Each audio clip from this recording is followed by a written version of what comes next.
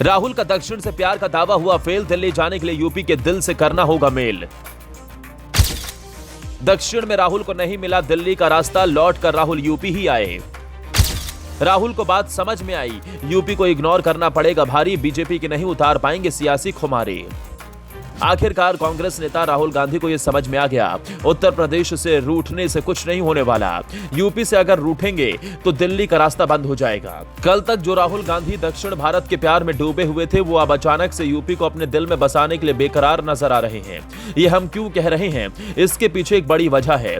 इस रिपोर्ट को आखिर तक देखिए, राहुल की राजनीति में लिए गए मौजूदा स्टैंड को पूरी तरह से समझ जाएंगे।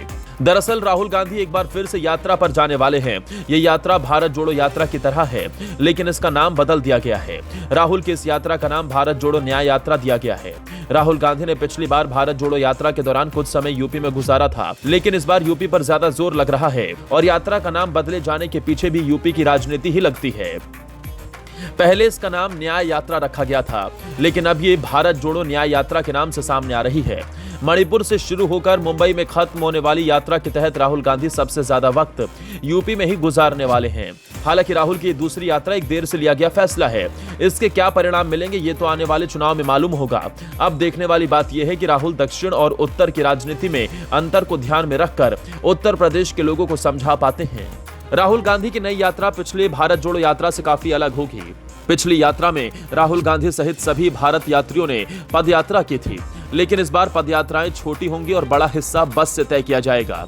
14 जनवरी 2024 को मणिपुर से शुरू होने जा रही भारत जोड़ो न्याय यात्रा यूपी में 11 दिन तक चलेगी और राज्य के 20 जिलों से होकर गुजरने वाली है। पूरी यात्रा में सबसे लंबा सफर यूपी में ही होगा, 1074 किलोमीटर।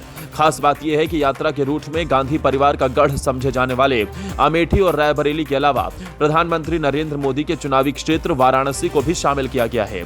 याद रहे, ममता बनर्जी ने वाराणसी से प्रियंका को चुनावी मैदान में उतारने की सलाह दी थी। और यह भी याद रहे कि अमेठी सीट फिलहाल बीजेपी के पास है और केंद्रीय मंत्री स्मृति ईरानी वहां से सांसद है। अब जबकि राहुल यूपी में एंट्री मारेंगे तो उन्हें अपनी उन पुरानी बातों पर अपना पक्ष रखना होगा जो उन्होंने दक्षिण भारत की राजनीति में मजा लेते हुए कहा था। राहुल ने 2021 के केरल विधानसभा चुनाव में प्रचार के दौरान यूपी को लेकर ऐसा बयान दिया था, जिस पर राहुल को यूपी वालों के सामने सफाई भी देनी होगी। राहुल ने तब कहा था कि पहले 15 साल में उत्तर भारत से सांसद रहा, इसलिए मुझे अलग तरह की राजनीति की आदत हो गई थी। मेरे लिए केरल आना नया अनुभव था, क्योंकि अचानक मैंने देखा कि लोग मुद्दों में दिलचस्पी रखते हैं, सिर्फ दिखावे के लिए नहीं बल्कि गहनता से उस पर विचार करते हैं। अब जबकि राहुल गांधी ये बयान दे रहे थे तो शायद उन्हें अंदाजा नहीं होगा कि उन्हें फिर उन्हीं भारतीयों के समक्ष आना होगा।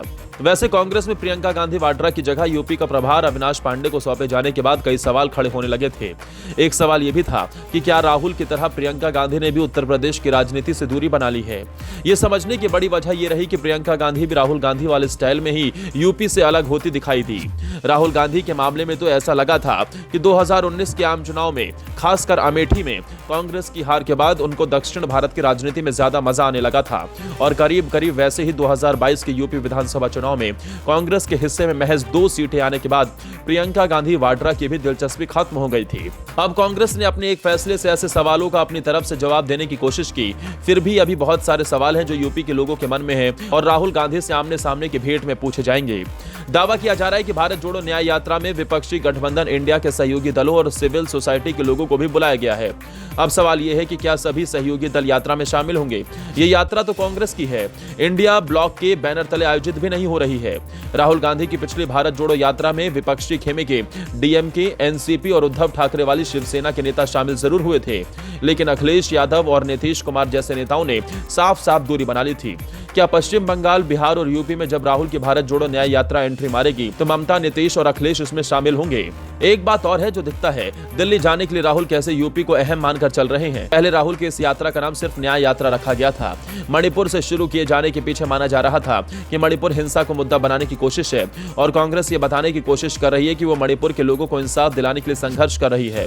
लेकिन यूपी में राम मंदिर को लेकर बने माहौल में कांग्रेस को मणिपुर का मुद्दा कमजोर नजर आ रहा था, इसलिए यात्रा का नाम बदलकर फिर से उसमें भारत जोड़ दिया गया। तो क्या माना जाए, कर्नाटक और तेलंगाना में कांग्रेस की सरकार बना लेने के बाद भी राहुल गांधी को दक्षिण की राजनीति में दम नहीं दिखा? क्या राहुल को लगने लगा यूपी में पैठ बनाए बिना दिल्ली की लड़ाई नहीं जीती जा सकती है? आपकी क्या राय है? अपनी राय जरूर दीजिए, साथ ही पेज को लाइक और सब्सक्राइब जरूर करें।